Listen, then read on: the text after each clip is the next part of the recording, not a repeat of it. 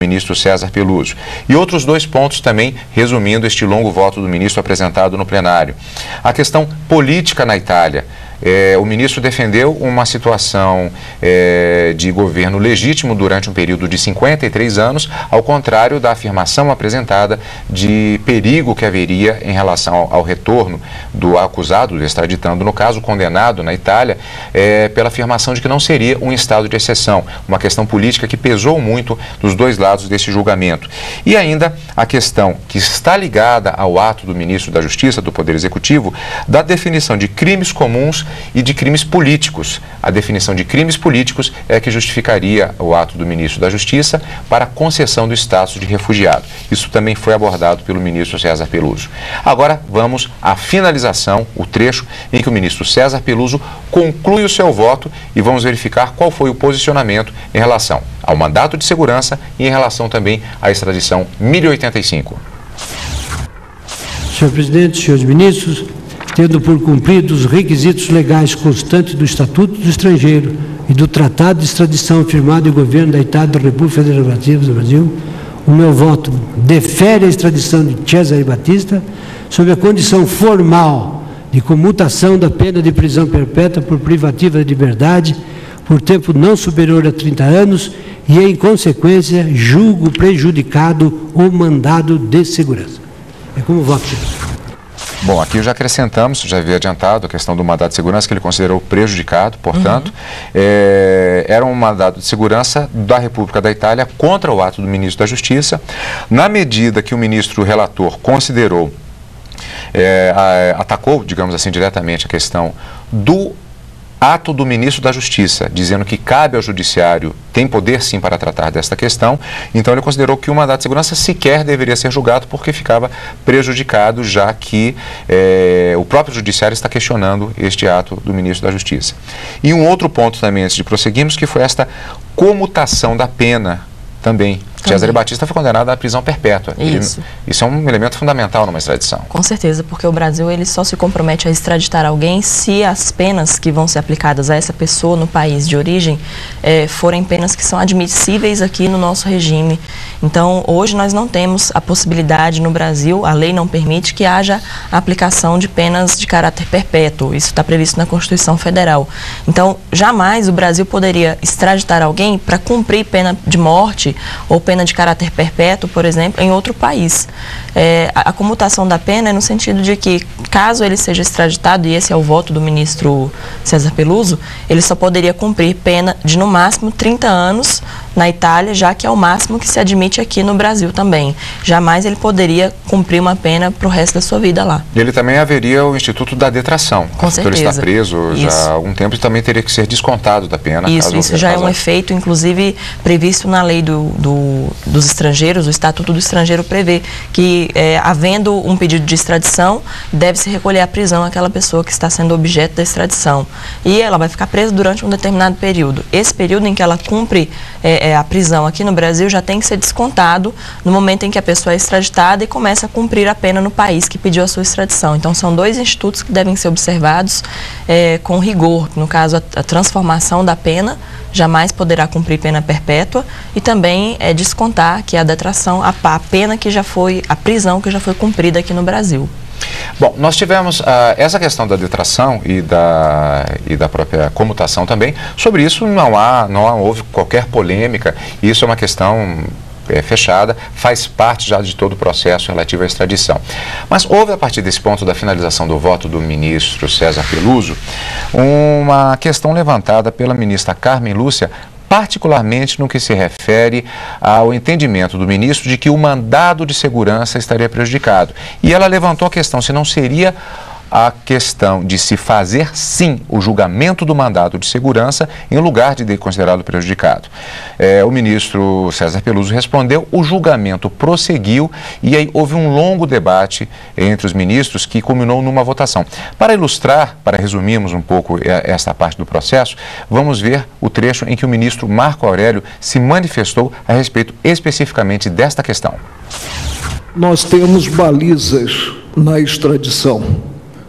E, evidentemente, o pedido inicial da extradição não se faz dirigido contra um ato de ministro de Estado. Tanto não se fez dirigido contra o ato do ministro de Estado da Justiça que houve uma impetração formalizada, creio, por um exemplar profissional do direito, para discutir-se justamente o merecimento, o acerto ou desacerto da vinda à balha de um fato jurídico que esta Corte já assentou que obstaculiza a extradição, ou seja, o reconhecimento do status de refugiado ao extraditando. Daí a impossibilidade de nós conferirmos a essa ação, que é a extradição, uma polivalência a ponto de direcioná-la, conforme os fatos ocorridos na tramitação, direcioná-la contra um ato do ministro de Estado da Justiça. Como vimos, né, neste ponto, isso foi apenas um dos argumentos colocados. Houve um grande debate no plenário exatamente sobre a questão. A saída, então, foi colocar em votação para saber se o mandado de segurança seria considerado prejudicado, como definido no voto do ministro César Peluso, ou se deveria, sim, ser julgado. Bom, vamos direto para resumirmos esta parte e depois nós vamos já nos encaminhar para a finalização do julgamento da extradição propriamente dita, ou pelo menos do que aconteceu nesta sessão plenária. Votaram pela prejudicialidade do mandato, acompanhando o voto do ministro relator César Peluso, que entendeu nesse sentido que não deveria sequer ser julgado, o ministro Ricardo Lewandowski, a ministra Ellen Grace, o ministro Carlos Aires Brito e o próprio ministro Gilmar Mendes, fechando, portanto, maioria, ficando vencida a divergência aberta pela ministra Carmen Lúcia, que entendia assim que haveria que ser julgado o mandado de segurança, acompanhada pelo ministro Eros Grau, Joaquim Barbosa e o ministro Marco Aurélio. Reforçando um ponto, havia um entendimento de que deveria haver o julgamento. Não necessariamente quem votou pela necessidade do julgamento entendia que o mandado de segurança, que a segurança deveria ser concedida. Isso. A questão não é essa. Às vezes a pessoa, não, então se eles tivessem vencido, daria-se ganho de causa à República Italiana. Não é isso. Eles entendiam que deveria haver o julgamento e não que ele não deveria ser julgado, como foi a tese vitoriosa. Inclusive o ministro Eros Grau, ele se manifesta no plenário dizendo que o mandado de segurança deveria ser julgado e não declarado prejudicado, porque como é um mandado de segurança contra um ato do ministro Tarso Genro, deveria se dar a ele a oportunidade de manifestação no processo. Ele inclusive questionou isso ao ministro relator César Peluso, que informou que o ministro Tarso Genro já havia se manifestado naqueles autos, inclusive também com participação de advogado na tribuna, que fez sustentação oral, mas o ministro Eros Grau não se convenceu de que havia realmente a participação efetiva do ministro Tarso Genro, se defendendo daquela alegação de que o ato dele era um ato ilegal. Então, por isso havia, na visão do ministro Eros Grau, que seguiu a divergência aberta pela ministra Carmen Lúcia, de que deveria haver um julgamento, sim, da validade do ato do ministro, que era o que estava sendo questionado no mandado de segurança. E foram vencidos, mantendo-se, então, a prejudicialidade do mandado de segurança, conforme o voto do ministro César Peluso. E aí, o julgamento da extradição 1085 contra Cesare Battisti. E os votos dos ministros neste processo você vai ver no último bloco de síntese, daqui a pouquinho, depois do intervalo. Síntese está de volta. Vamos para o último bloco com a finalização do primeiro dia de julgamento da extradição do italiano Cesare Battisti. O ministro Eros Grau foi o primeiro a adiantar o voto. Ele tinha que sair mais cedo, ele já havia comunicado e, nesse sentido, ele, pela ordem de votação, normalmente começaríamos com a ministra Carmen Lúcia.